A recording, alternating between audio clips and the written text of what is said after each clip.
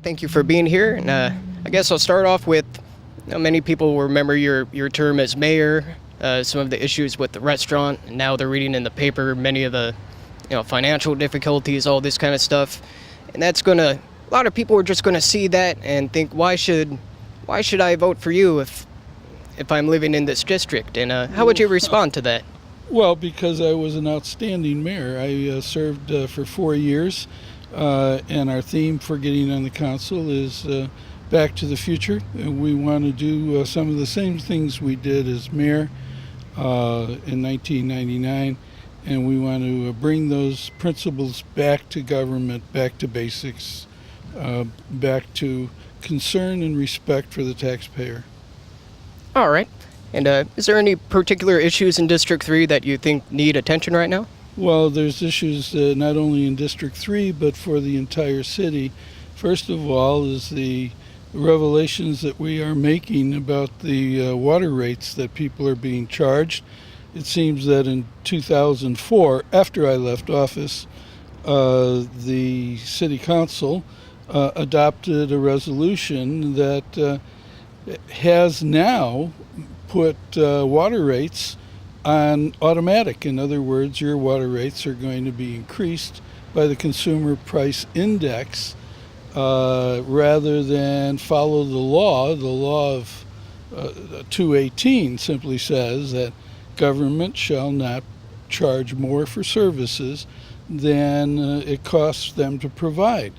And I think we ought to follow the law instead of ignoring 218 and charging whatever the council thinks they should be charging. All right. Is there any other things on the council you see like that has been going on since you left office? Well, of course, the SCAP scandal, which is more than just the SCAP scandal, as we're beginning to find out. And hopefully the newspaper will begin reporting these things before November 8th. I think that's important. That this city was given $25 million by the federal government, and the city took $2.5 million and put it into their general fund to administer and supervise a program. And so now we're discovering that there's a whole network of people, community leaders, politicians, and council members who have completely ignored this situation. We have Dave Lopez on the city council who failed to ring the bell on SCAP, and on May 10th even voted to give more money to SCAP. So he's cost the city taxpayers $250,000. The other candidate in the district is spending most of his time running away from his good friend, Councilmember Joe Murator, and his involvement with SCAP. So we think what we're doing and what I'm doing with this council race is to bring people back to a position that what we did as mayor of respecting the taxpayers and their money. It's a little bit more oversight and not just passing the buck or kind of waiting till things take a turn for the worse. Well, Jesse, it's more than just oversight. They participated. You know, when you've got, as a matter of fact, the three of the principal figures here are Scott Monday, Joe Murator, and Ryan Suela. Mr. Monday is the son-in-law to Mark Vacher, who's the B editor. And Mr. Vacher has decided that he is not going to participate in any reporting or meetings involving SCAP. But once again, the big scandal is the Neighborhood Stabilization Program projects. SCAP was only one of those. And we want to get that word out before the election so people can decide who they want to vote for and who they want to put in office. And I think they would be well served by putting in the former mayor of Modesto. Now, would you say this is kind of a recent development of, I don't want to say people helping each other out, but it seems that everybody kind of knows everybody. Everybody seems to kind of have an interest in what everybody else is doing. Would you say this is recent, or is this something that's kind of gone on for a while? Well, the network is so much stronger now. We've always had networks, but now there's been a network created with the Commonwealth Club, and we see some people dropping out of this whole process.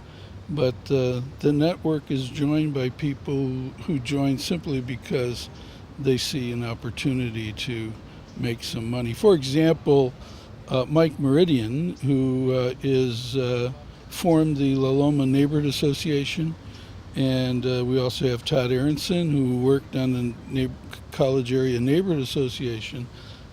These were associations designed to supposedly help the community. They were designed to create political groups to elect leaders of those organizations to office.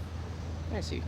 How do you feel about, I've heard some mayoral candidates talk about bringing in private companies to do patrols, everybody in the community kind of pitching in $20-$30 here or there for private security patrols. So I just wondered how you felt about that kind of development going on. That's a bad idea, a very bad idea. You want the neighborhoods to have their mercenary police. I don't want to see armed civilians on our streets.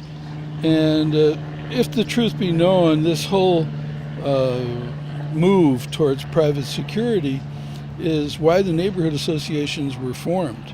These people were in the private security business and thought they could get more business by convincing people that it would be okay and beneficial for them to pay $25-$30 a month for private security.